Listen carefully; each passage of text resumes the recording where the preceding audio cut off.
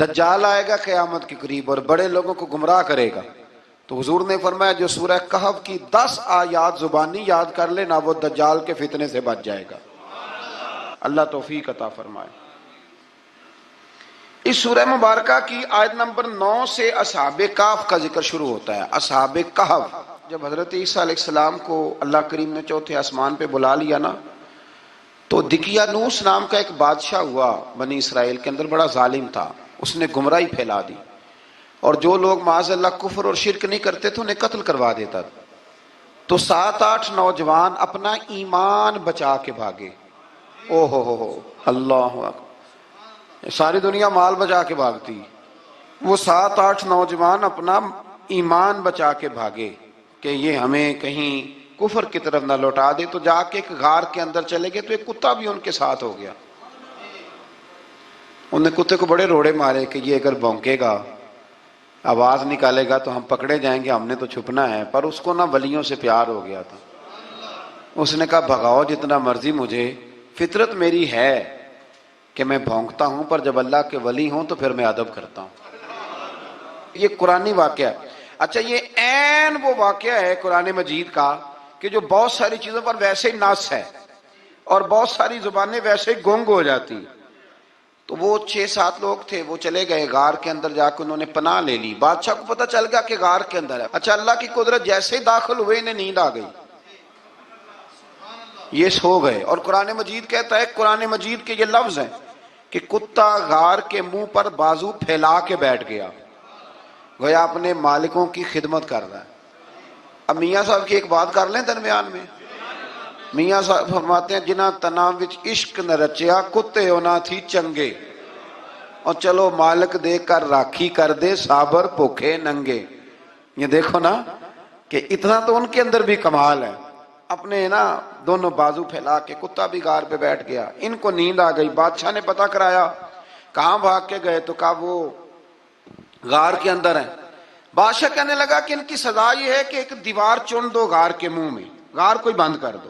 جس بندے کی ڈیوٹی لگائی نا غار چننے کی، بندہ بڑا نیک تھا، اس کو دیوار بنانے کا ذمہ دیا. اس نے نا دیوار بھی بنائی اور ایک تختی پہ نا سب کے نام لکھے، اور وہ تختی ایک صندوق میں رکھ کے وہاں بند کر دی. اور اسی طرح کی ایک تختی اس کے نیچے لکھا کہ ایک تختی ان کے ناموں کی نا میں مال خزانہ میں بھی بند کر رہا ہوں.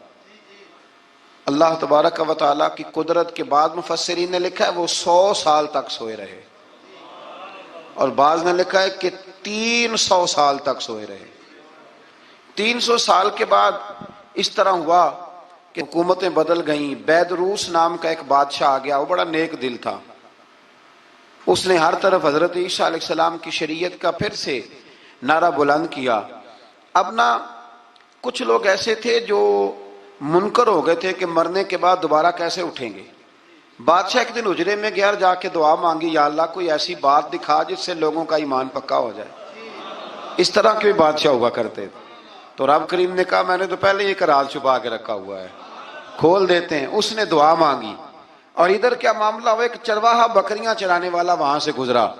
اس نے سوچا یہ دیوار ہے، اگر اس کا منہ کھول لوں نا کبھی تو میری بکریاں یہاں تھوڑا سا دھوپ کے اندر سستا لیا کریں گی. اس چرواہے نے کیا کیا کہ اس نے وہ دیوار گرائی تاکہ میری بکریاں اندر جایا کریں. وہ دیوار گرائی تو اس نے اندر 6-7 لوگ سوئے ہوئے دیکھے اور کتا بھی سویا ہوا دیکھا.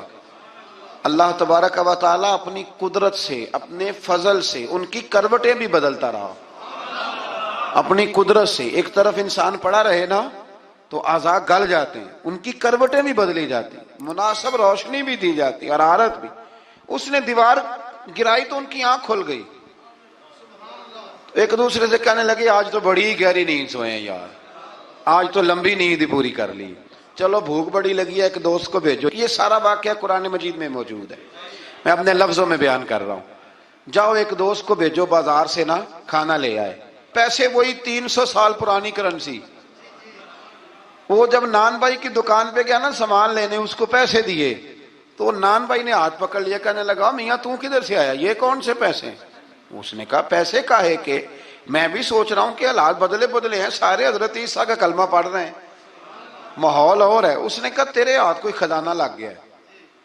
یہ تو ہم نام سنتے تھے کہ یہاں کوئی دقیانوس نام کا بادشاہ ہے، کوئی خزانہ، بتا کہاں سے لیے، شور ہوا، حاکم شہر تک خبر پہنچی، بادشاہ تک پہنچی، اس نے بتایا کہ بھئی ہم تو دقیانوس کے ڈر سے بھاگے ہیں، کل بھاگے ہیں یا آج سویرے، اتنا زیادہ ہمیں پتہ نہیں، کل یا آج سویرے بس نا، اتنا سا ہمیں یاد ہے کہ ہم گئے تھے۔ بہرحال وہ لوگ جمع ہو گئے، اکٹھے ہو گئے، غار تک پہنچے۔ اب جو غار کے اندر تھے وہ پتا کہتے کہتے لگتا ہے ہمارا دوست پکڑا گیا ہے، اب پکڑا گیا ہے تو اب بندے جمع ہو گئے، وہ اندر ڈر رہے تھے، تسبیح کر رہے تھے، اللہ کو یاد کر رہے تھے، ادھر یہ پہنچ گیا۔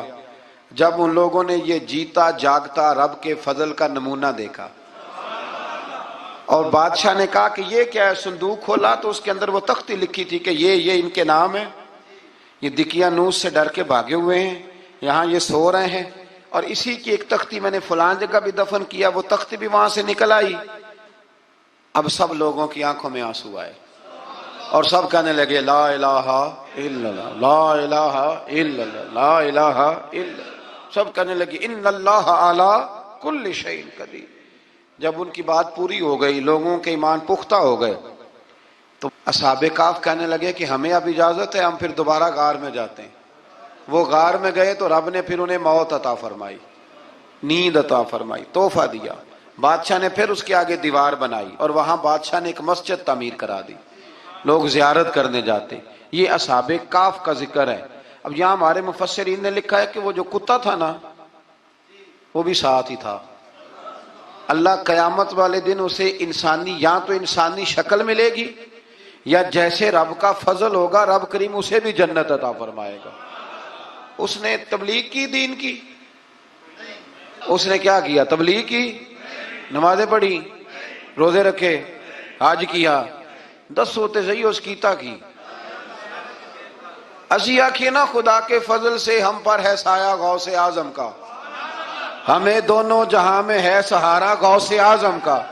لوگ پریشان ہو جاتے ہیں، کہتے ہیں کس طرح کی بات کرتے ہو؟ تو میں نے کہا اصل میں تیرا عقیدہ کچا ہے، وہاں تو کتا چلا جائے ولی کے پاس تو رب اسے جنت دے دیتا ہے، تو جیگتا جاتا مومن جائے تو اللہ کیوں فضل نہیں فرماتا؟